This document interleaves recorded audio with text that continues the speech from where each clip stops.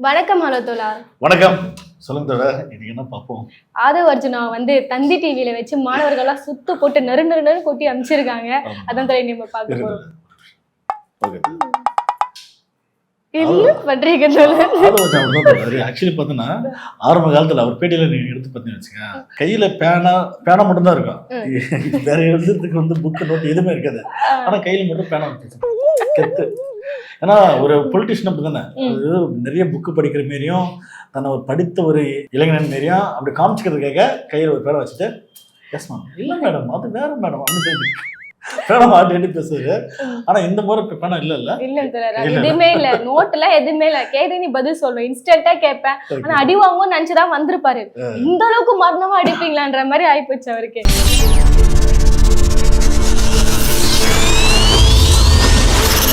ஒரு கேள்வியா சொல்றேன் சார். ஃபர்ஸ்ட் எத்தனை ஆங்கரே ஸ்டார்ட் பண்ணிட்டாங்க.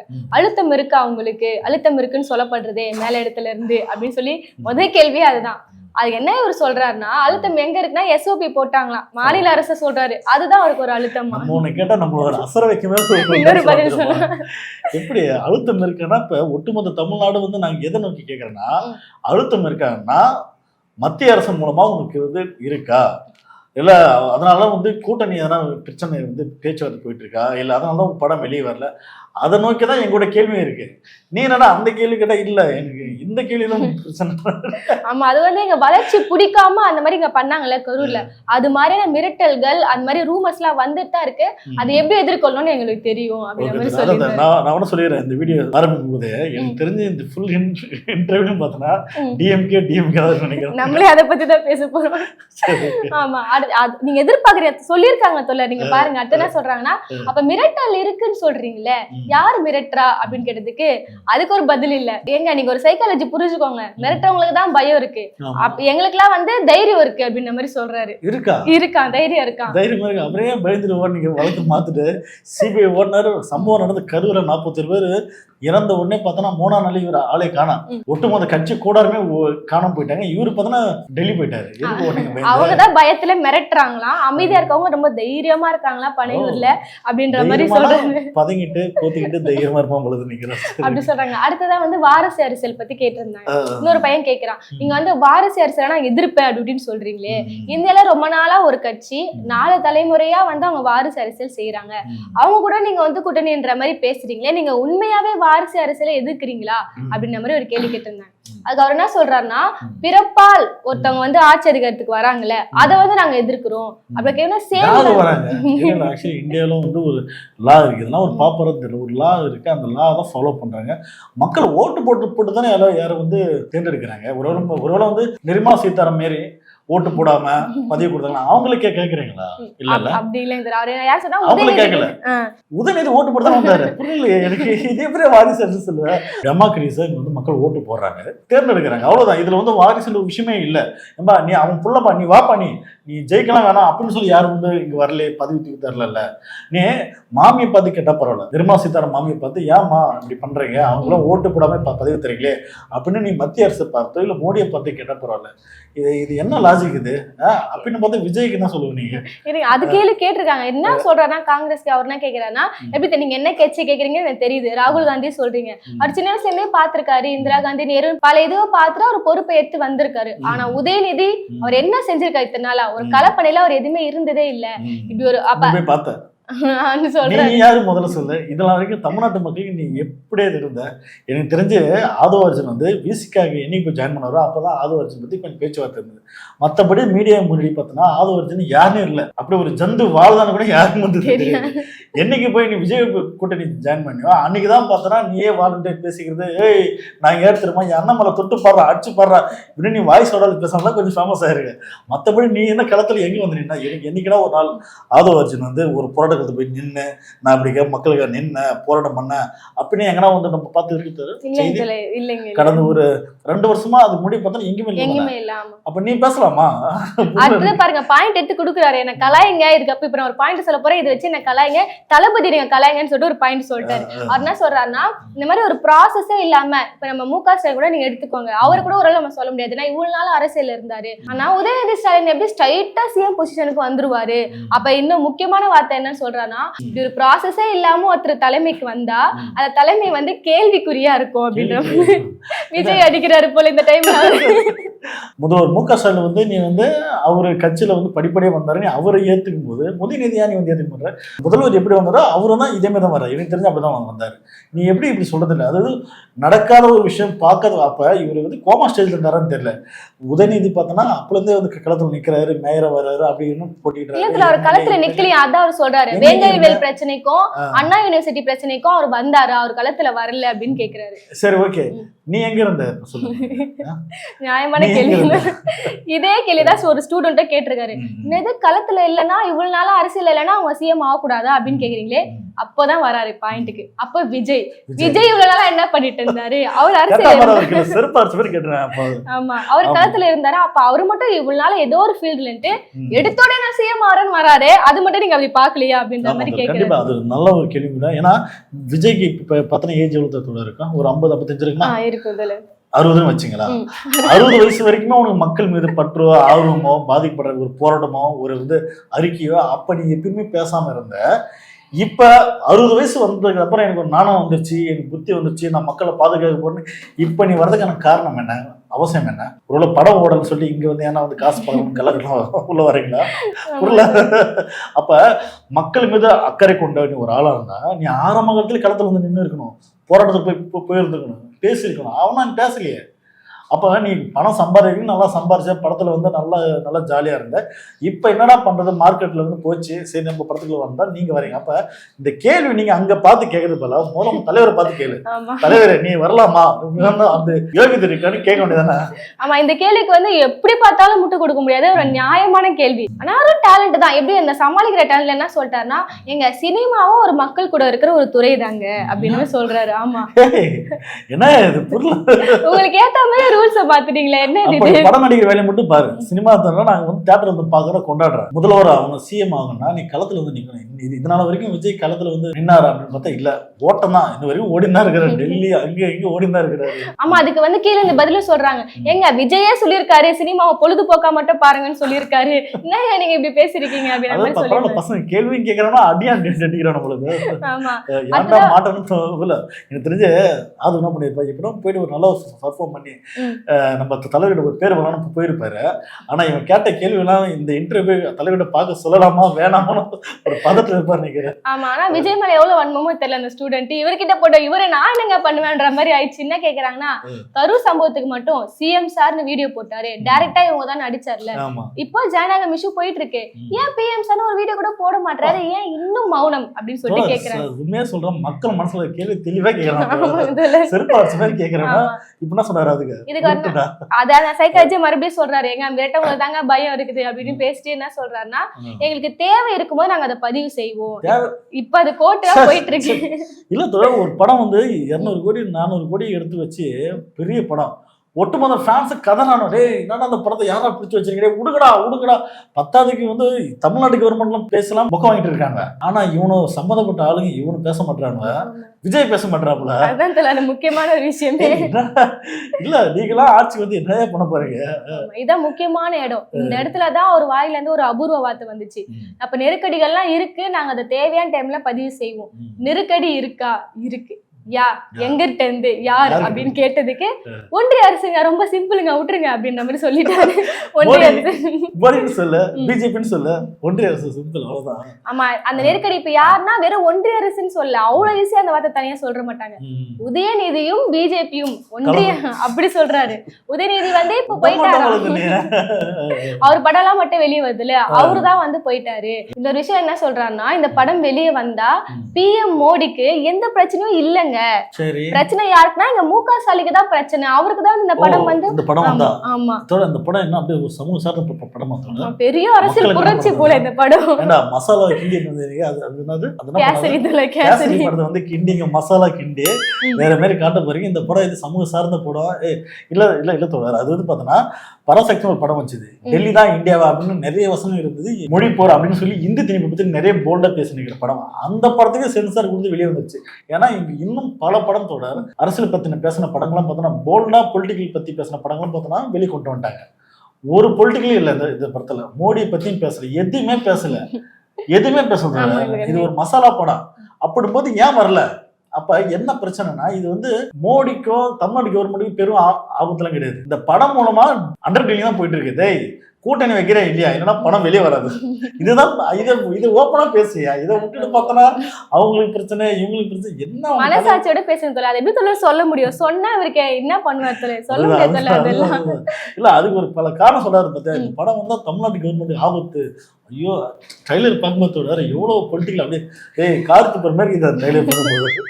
அடுத்ததா வந்து கரூர் சம்பவத்துக்கு வந்துட்டாங்க. இதுதான் முக்கியமான உன்னை வர வச்சதே அப்படின்ற மாதிரி கேட்டாங்க.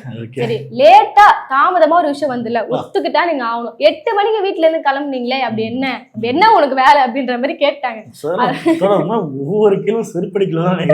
ஆமா, ரெடி ஆயிட்டு எப்படி வந்தாரா என்னன்னு தெரியல. அவர் என்ன சொல்றாருன்னா, நாங்க எங்க லேட்டா கிளம்பணும், எங்களுக்கு பர்மிஷன் 3 to 10 அந்த டைம்ல நாங்க கிளம்பிட்டோம். அண்ணா அவர் இப்போ லைவ் போயிட்டு இருக்கு. ஆமா, அப்ப புஷி ஆனந்த் எதுக்கு வந்து முன்னாடி வந்து சொன்னாரு, எங்க தலைவர் வந்து கரூர்ல 12 மணி சந்திக்க போறாருன்ட்டு. அப்ப இது கட்சியா, இது என்னது, இது ஆளு வாய்க்கு வந்தாலும் பேசுறதா? புரியல. புஷி ஆனந்த் யாரு? அப்ப அந்த கட்சியில ஒரு ஆளா இல்லையா? புஷி ஆனந்த் சொன்னது ஏத்துக்கணுமா, ஏத்துக்கூடாதா? அப்ப யாரு அவரு?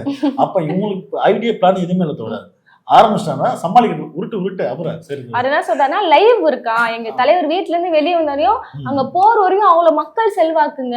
இப்ப உடனே என்ன சொல்லுவீங்க, டிவிக்கு தான் லைவ் போச்சுன்னு சொல்றீங்க. டிவிக்கு இல்ல, ஒரு 13 சேனல் வந்து இந்த லைவ் போட்டுட்டே இருக்கு. போட்டு சீக்கிரம் பாருங்க, விஜய் வராரு, விஜய் சாப்பிட்டாரு, விஜய் ட்ரெஸ் போட்டாரு, கேட்டு விட்டு வண்டி வெளியே வருதுங்க, ஏற போதுங்க, பறக்க போதுன்னு போட்டா ஓடி வந்து பார்ப்பாங்க. சினிமாக்காரன்றதான் வந்து பார்க்கணும். இவர் வந்து முதல்வருக்கான quality, so what a talent person அப்படின்னு சொல்லி யாரும் வந்து பார்க்கல. நம்ம படத்துல பார்த்தோம் எவ்வளவு அழகா சிகப்பாடுறாங்க, நேரில் எப்படி இருக்கான், அப்படி ஒரு மோகரில் வந்து பார்த்தாங்க. இவர் டேலண்ட் பர்சன் வந்து பார்க்கல. இதுதான் மெயினான ரீசன். அதுதான் அவரும் சொல்லிடுறாரு போல, நீங்க என்ன சினிமா முகத்துல வந்துடுறீங்க, யாரும் கூறப்படாத, விஜய் வெளியே சொல்லாத ஒரு கஷ்டத்தை அவர் இந்த வாட்டி சொல்லிட்டாரு. விஜய்க்கு ஒரு பெரிய கஷ்டம் இருக்கான். அது என்னன்னா, உங்களுக்கு எல்லாம் தெரியுமா, என்ன அதெல்லாம் வேற ஒரு பிரச்சனை சொல்றாரு.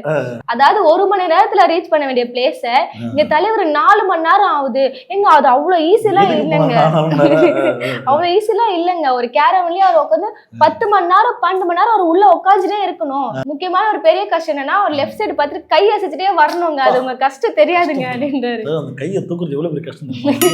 ஐயோ, அவர்லாம் இந்த மண்ணில் வாழ்றது பெரிய கஷ்டங்க, அவர்லாம் சாப்பிடுறது பெரும் கஷ்டங்க, அவர்லாம் இந்த மக்களுக்கு வெளியே வந்து போறது பெரிய கஷ்டங்க. என்ன மனுஷன் தான் கை தூக்குறது பெரிய கஷ்டமா? இல்ல, சிபிஐ ஆபீசருக்கு கேள்வி கேட்கும்போது எதுக்காக நீங்க வந்து லேட்டா போனீங்க அப்படின்னு கேள்வி கேட்ட ஃபர்ஸ்ட் கேள்வி இதுதான். கேட்கும்போது ரோடு வளைஞ்சிருந்துச்சு, அதான் லேட்டா போச்சு. வளைஞ்சு இருந்ததா, அதனால அம்மா வந்து போறது லேட் ஆச்சு. அப்ப இந்த மாதிரி ஒரு பதில் சொல்ல ஆட்கள் வந்து எங்கேயும் பார்க்க வேணாம், இங்கதான் பார்க்க முடியும். அப்ப சிபிஐ வழக்குல ஒரு பதில், இவரு ஒரு பதில். அப்ப லேட்டா போனதுக்கான பல காரணம் சொல்லலாம். அதோட மெயினான காரணம்னா, இவங்க காலதாமதப்படுத்தி போனா கூட்டம் நிறைய சேரும், அப்போ பில்டப் பண்ணலாம். ஆனா இவர் வந்து வெளியே கையெல்லாம் காமிச்சு போல, நிறைய பேர் வந்து வீடியோ வர போட்டாங்க. விஜய் அப்பவே வந்து கை காமிச்சு வந்திருந்தா நாங்களாம் பார்த்துட்டு அப்படியே கூட போயிட்டு இருப்பேன். இவர் கை காட்டாம கண்ணாடி மூடிட்டு வந்ததால்தான் சரி விஜய் அங்கதான் பேசக்கூடாதுன்னு சொல்லி நாங்க அங்க போயிட்டோம், அதனாலதான் நிறைய பேர் மாட்டிக்கிட்டாங்க அப்படின்றதான் மெயினான விஷயம். ஆனா இவர் வந்து மாத்து சொல்லிட்டாரு, விஜய் வந்து ஒரு இடம் ஃபுல்லா காட்டுற கை கட்டுற அதெல்லாம் கிடையாது, பொய் சொல்லாரு, உண்மை பேசு. ஆமா, ஃபுல்லா கை காமிச்சு ரைட்டு ஃபுல்லா தையில போட்டு அந்த மாதிரி ரேஞ்சுக்கு தான் பேசுறாரு.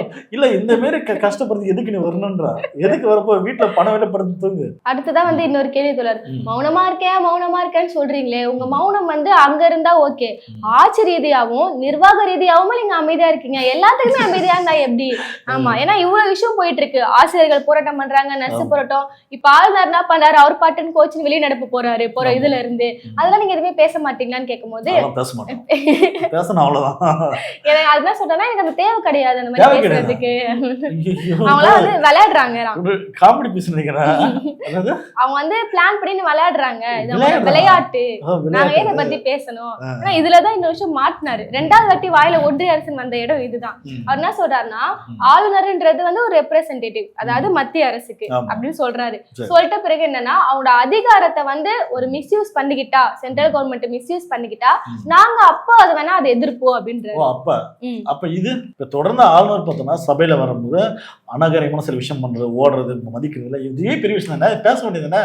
அப்ப நீ மத்திய அரசு உண்மையாவே நீ வந்து எதிர்க்கிறீங்க, ஒரு ஆளா இருந்தா ஒரு பர்சனா இருந்தா பேசிருக்கணுமே. சும்மா விளையாடுறான்னு சொல்றீங்களா, அதனாச்சும் இப்ப பேசிருக்கலாமே. ஆளுநர் வந்து இப்படி பண்றாரு, இது இவங்க பண்றாங்கன்னு பேசலாம். அது கூட இப்ப பேசாம தான் நீங்க இருக்கீங்க. அப்ப பயம் தொடராது. யாருக்கு பயம்? மத்திய அரசு பயம். அதுதான் அந்த பயத்தால பேசாம பின்னாடி பிரச்சனை வரும். ஆமா, இந்த பதில் அவர் எதுக்கு சொன்னார்னா, இப்ப விளையாடுறாங்கன்னு இந்த மாதிரி நீங்க விட்டுறீங்க, நாளைக்கு நீங்க ஆட்சிக்கு வந்து இந்த மாதிரி டைம்ல நீங்க வந்து ஒரு கொடுத்து படிக்க சொல்லும் போது அவர் வெளியேறினா அப்பயும் நீங்க அமைதியா தான் இருப்பீங்களா அப்படின்ற மாதிரி கேட்டாங்க. கண்டிப்பா இருப்பாங்க. அப்பெல்லாம் படிக்கிற அந்த இஷ்யூ வந்து இருக்காது. உங்களுக்கு என்ன தோணுதோ பேசிட்டு போங்க அப்படின்னு சொல்றாங்க.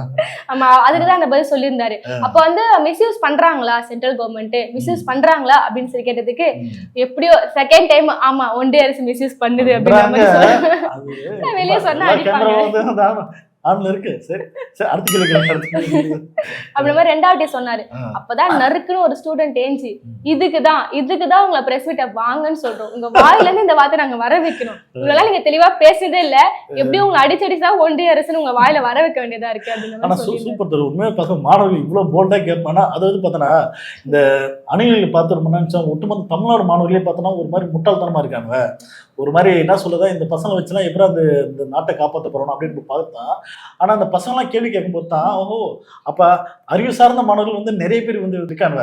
இந்த சினிமா முகத்துல சில இருக்கு தெரியுமா அணிகளா, அந்த வீடியோ பார்த்தா நம்ம தப்பு கணக்கு போட்டேன். உண்மையா அப்படி இல்லை. ஏன்னா இந்த மாணவர்கள் தரமா கேள்வி கேட்கறாங்க. இந்த மாரி கேள்வி கேட்டா சரியான ஆட்கள் மட்டும் தான் இங்க ஆட்சி பண்ண முடியும். அப்போ வந்து இந்த மாரி வந்து போலித்தனம் பண்றவன் பித்தளனம் பண்றவன் ஓடிடுவாங்க. கரெக்டா கேள்வி கேட்கறாங்க.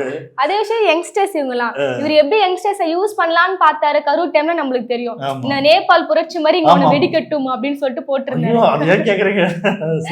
பண்ணிட்டு ஓடினவர். அப்ப அந்த கேள்வி கேக்குறாங்க.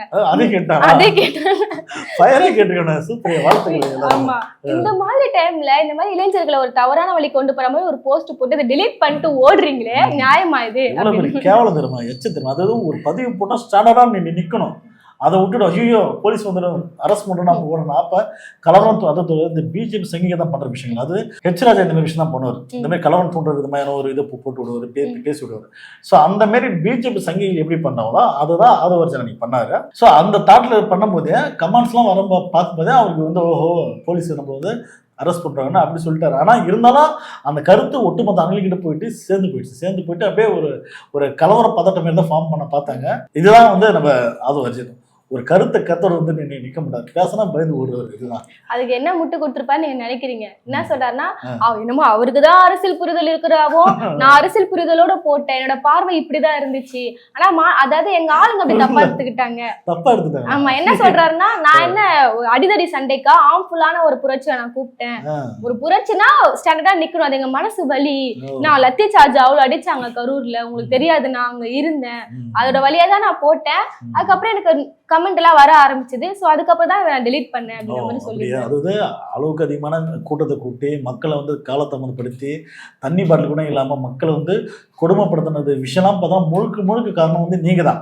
ஆனா உங்க தப்பெல்லாம் மறைச்சிட்டு போலீஸ் வந்து கடைசி நேரத்தில் இப்படி பண்ணிட்டாங்கன்னா என்ன காரணம்? மக்கள் சாவறான், அதுக்கு கலைஞ்சு போகணும்னு சொன்னதுதான் பண்ணாங்க. வெளியே இதை மாத்தி அப்படி உருட்டி எப்படின்னா ஒரு கலவரம் பண்ணு பார்த்துருமா, நீராவது பேசவே கூடாது. அது யோசிச்சு பாருன்னு தெரியல, இதுக்காக தான் நான் டெலிட் பண்ண வர, எதுக்காகவும் நான் டெலிட் பண்ணல அப்படின்ற மாதிரி போயிட்டாரு. அதுதான் நான் இன்னொரு கேள்வி என்ன கேட்டாங்கன்னா, நீங்க வந்து விஜயும் சரி உங்க டிவிக்கும் சரி ஃபேன்ஸை வந்து ஒரு ஓட் பேங்கா கன்வெர்ட் பண்ண ட்ரை பண்றீங்களா அப்படின்ற மாதிரி கேட்டிருந்தேன். வேற லெவலே பசங்க சூப்பர். ஆமா தொடர், அதுதான் விஜய் என்ற ஒரு மாடல். அந்த மாடல் வச்சு எப்படின்னா வந்து ஓட்டு போடுங்க இந்த ஓட்டு பிச்சு தான் வேலை தான் பார்க்க வேண்டிய, வேற எதுவுமே கிடையாது. இதுதான்.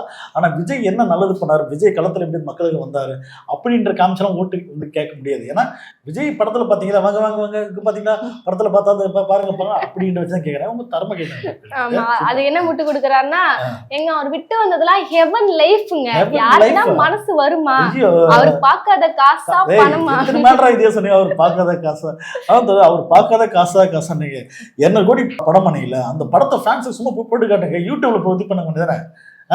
பண்ணலாம்ல. அப்ப என்ன காரணம்? ஹெச் ராஜா மாரி ஒரு படத்தை வந்து போட்டாரு வந்து யூடியூப்ல, அவர் காசுக்கே பார்க்கல. அப்ப நீ இந்த வந்து போட்ட முதலீடு பாக்குற 200 கோடினா அப்ப நம்ம 400 கோடி வரணும், 800 கோடி வரணும் அப்படின்னு பணம் தானே பாக்குற. அப்ப பண ஆசை வந்து இருக்கு. சும்மா வந்து காசா அவர் பார்க்காத காசுன்னு கதை விடாது நீ. அதாவது கட்சியில சேரங்கிட்ட காசு கேட்கிற ஆளு நீங்களாம் வந்து காசு பத்தி பேசுறீங்க. ஆமா, அதாவது ஃபேன்ஸ் எல்லாம் வந்து அப்படிலாம் நீங்க சொல்லாதீங்க. அப்புறம் இன்னொரு கேள்வி கேக்குறாங்க, நிஜமாவே இது லாஸ்ட் படம் தானா, இதுக்கப்புறம் படம் நடிப்பாரா இல்லையா, எனக்கு இப்பயே சொல்லிட்டு போ அப்படின்னு சட்டையை பிடிச்சி கேட்கற மாதிரி கேட்டாங்க. அவர் என்ன சொல்றாருன்னா, இங்க தலைவர் வந்து ஒரு முடிவு எடுத்துட்டாருன்னா அதை 100 வருஷத்துக்கு அதை ஃபாலோ பண்ணுவாங்க. அவ்வளவு 100 வருஷத்துக்கு ஃபாலோ பண்ணுவாரு. இப்பயே வயசு 55 ஆமா, அது கிட்ட இருக்கா 100 வருஷத்துக்கு அவர் படம் நடிக்க மாட்டாருன்னு சொல்றாரு. சரி பாப்போம். எனக்கு தெரிஞ்சு படம் நடிக்க வருவாரு, வராம இருந்தாலும் ஓகே தான். சரி பாப்போம். அவர் வந்து பார்த்தோன்னா முதலமைச்சர் ஆகிட்டா கண்டிப்பா படம் நடிக்க சான்ஸ் இல்லை. முதலமைச்சர் ஆகாம போனா கண்டிப்பா படம் நடிக்க நிறைய சான்ஸ் இருக்கு. அப்போ கண்டிப்பா அவர் ஓட்டு போட மாட்டாங்க பசங்க. ஆனா எப்படி பார்த்தாலும் நடிப்பார் தான் தோழர். ஒண்ணு சிஎம் ஆயிட்டா சிஎம்மா நடிப்பாரு, இல்லன்னா சினிமால வந்து இங்க நடிப்பாரு. எல்லாத்துலயும் அப்படியே தெளிவா இருக்கிறாங்க. எல்லா இடத்துலயும் ஒரு ஆக்டிங் பண்றதுக்கு ரெடியா இருக்காரு. லாஸ்டா ஒரு கேள்வி, ஏன்னா நம்ம ஆதவ பத்தி நம்மளுக்கு தெரியும், எப்ப பார்த்தாலும் ஸ்டேஜ் என்ன டிஎம்கே டிஎம்கே டிஎம்கேன்னு அடிப்பாரு. அவர் மட்டும் இல்ல, விஜய் அதுதான். விஜய மேடையில பேசியிருக்காரு, என்னால ஆதவ அளவுக்கு எல்லாம் டிஎம்கே அடிக்க முடியாதுன்னு பேசியிருக்காரு. சோ அந்த கேள்வி வந்து இவங்ககிட்ட கேக்குறாங்க, நீங்க ஏன் அவ்வளவு டிஎம்கே அடிக்கிறீங்க? என்ன கோபம் உங்களுக்கு? அதுதான் என்னன்னா லாட்டரி கேஸ்ல மாட்டினாங்க, எங்களை பாரபட்ச மகமத்துக்கு உள்ள வச்சிட்டாங்க எங்க ஃபேமிலியே. அந்த கோபம் தான். ஆமா, அப்படியே சொல்லி கேக்குறாங்க. ஆனா ஆல்ரெடி வந்து ஸ்டேஜ் ஏறி பேசினாரு, இந்த தளபதி இந்த மாதிரி ரெட் சைக்கிள்ல போயிட்டு உங்களுக்கு ஓட்டு கேட்டாரு, அந்த நன்றி எல்லாம் மறந்துடுச்சா? அப்புறம் இவங்க கேக்குறாங்க, உண்மையாலே வந்து விஜய் அதுக்காக தான் போனாரா, ஓட்டு கேட்கறதுக்காக தான் போனாரா டிஎம்கேக்கு? அப்பெல்லாம் மட்டும் உங்களுக்கு டிஎம்கே இனிச்சுதா அப்படின்னு அப்புறம் டிஎம்கே சப்போர்ட் பண்ணீங்களே அப்படின்னு ரீசெண்டா கேட்டிருந்தாங்க. என்ன சொல்றாருன்னா, ஆமாங்க எங்க தளபதி பண்ணியிருந்தாரு 2020, அது அவர் புரிதல் அப்படி பாக்குறாராம். அவர் அந்த மாதிரி சைக்கிள்ல போனது அது டிஎம்கேக்கு தான் கேட்டு போனாரு அப்படின்ற மாதிரி அவர் நினைச்சுக்கிட்டாராம். என்னன்னா விஜய் வந்து அப்பயே வந்து ஒரு பேட்டி எடுத்தாங்க போயிட்டு, யாரு இவர் கூட இந்த நெல்சனா அவர் வந்து பேட்டி எடுத்திருப்பாரு. நான் அந்த மாதிரி காரணத்தெல்லாம் போகலாங்க, இதே பையன் சைக்கிள் எடுத்துன்னு போனேன், ஆனா இவங்க அப்படி ஃபார்ம் பண்ண, அப்ப உன் தலைவன் அப்பயே அப்படின்னு சொன்னாப்புல. ஆனா நீ என்ன இப்படி சொல்றது?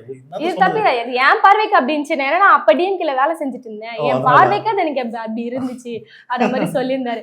அப்போ ஓகே, அப்போனே நல்ல கட்சின்னு சொல்றீங்களா? அப்ப 2021 முன்னாடி வரையும் திமுக நல்ல கட்சியானா? ஆமாங்க நல்ல கட்சி தான். இப்ப வந்து அவங்க என்ன காரணம், இவனு பொலிட்டிக்கல் உள்ள வரானுவ. சரி, யாரை நம்ம எதிர்த்து பேசலாம்? சரி, நம்ம வந்து ஒரு ஆப்பனண்ட்டை காமிச்சாதான் கெத்தாங்க. டிஎம்கே வந்து நல்லது பண்ணாலும் அது தப்பு குறை சொல்லிட்டே இருந்து ஒரு நம்ம ஃபார்ம் பண்ணிக்கிறேன், அவ்வளவு. மற்றபடி வந்து இல்லை. உனக்கு அன்னைக்கு வந்து பார்க்கும்போது வந்து ஒரு நல்ல கட்சியா இருந்தப்ப இப்ப ஏன் உங்களுக்கு தப்பான கட்சியா உங்களுக்கு தோணுதுன்னா உனக்கு ஒரு ஆதாயம் தேவைப்படுது, அதனாலதான், வேற எதுவும் கிடையாது. இன்னொரு விஷயம் என்ன சொல்றாருன்னா, ஃபர்ஸ்ட் கையசைக்க முடியாது ஒரு கஷ்டம்னாரு, இப்ப ரோட்டை நடக்க முடியாதுன்றாரு. கால்ல ஏதோ அடிபட்டுச்சான்னு தெரியல. இல்ல மக்கள் ஒரு சிறப்பு கழட்டி அடிக்கணும் பயமா, அந்த பயம் போல. அதனால சொன்னா மக்கள் அரவணைப்பு அப்படி இருக்கான், வெளியே வர முடியல. இப்படி சொல்லும்போது நம்மளுக்கு எவ்வளவு கோவம் வருது. அதே கோவத்துல ஒரு பையன் கேட்டாரு, இப்ப ரோட்டுக்கு வரல, சிஎம் ஆட்டாலும் வரமாட்டாரா, அப்படி எப்பதான் வருவாரு? வரமாட்டாரு, அவ்வளவுதான். பண்ணையார் புத்தி அவ்வளவுதாங்க. எனக்கு தெரிஞ்சு விஜய் சிஎம் ஆக மாட்டாரு, ஆயிட்டாருன்னா அது பண்ணையார் புத்தி மாதிரி தான் இருக்கும். எப்படின்னா பண்ணையாருக்கு வாங்கடா, கையெத்த வாங்க, அங்க வந்து பேசுங்க, மக்களா பாதிக்கப்பட்ட மக்களவா அங்க வந்து பாருங்க. அப்போ வந்து இது அம்மா எப்படி இருந்தாங்க தெரியுமா, ஜெயலலிதா அம்மா வந்து பாக்குறதுன்னா பாதிக்கப்பட்ட மக்கள் தான் போய் பார்ப்பாங்க, பாரபட்சம் பார்க்காம எல்லாரும் போயிட்டு காலில் விழுறது, ஆசீர்வாதம் வாங்குறது. ஸோ இப்படிதானே இருந்துச்சு. ஸோ அதே மாதிரி ஒரு ஃபார்முலா வந்து தன்னை ஒரு முதலமைச்சர் அம்மாவை மாரியும் நம்ம ஒரு பெரிய பண்ணையாரி மாரியும் இவனெல்லாம் வந்து ஒரு அடிமைகள் மாரியும், அது பதவிக்கு வரது முடியாம தலைவர் அந்த மண்ணில் தான் வாழ்றாரு. ஆட்சிக்கு வந்தாலும் கண்டிப்பா அப்படிதான் வந்து இருப்பாரு. அதெல்லாம் சொல்ல, ஆட்சிக்கு வந்தா நடப்பாரா, ரோட்ல நடப்பாராம். ஏன்னா போலீஸ் பாதுகாப்பு சிஎம் ஆயிட்டா இருக்குமா, இப்ப அதை தர மாட்டீங்க, அதான் பிரச்சனையே. இல்ல இப்ப உனக்கு வந்து மத்திய அரசு வந்து இந்த மாதிரி பாதுகாப்புலாம் இருந்தே நீ வெளியே வர மாட்டேற, புரியல, இதை விட பெரும் பாதுகாப்பு தராது, அதுக்கே நீ வெளியே வர மாட்டேற. சரி பாப்போம், அடிச்சு விடுற யாரு காது பண்றது. ஓகேங்க தோழி, இதெல்லாம் கேட்கப்பட்ட கேள்விகள். அவர் இவ்வளவு முட்டு கொடுத்திருந்தாரு. உங்களுக்கு ஏதாவது கேள்விகள் இதை கேட்டிருக்கலாமே, நம்ம ஓசி ஸ்டூடெண்ட்ஸ் கவர் பண்ணிட்டாங்க, மனுஷன் அந்த பாரமே குறைஞ்ச மாதிரி ஆயிடுச்சு. உங்களுக்கு ஏதாவது ஒரு கேள்விகள் இருந்துச்சுன்னா மறக்காம நம்ம கமெண்ட் செக்ஷன்ல சொல்லிடுங்க. நம்ம ஹலோ தோழாவை சப்ஸ்கிரைப் பண்ணிக்கோங்க. நன்றி, வணக்கம்.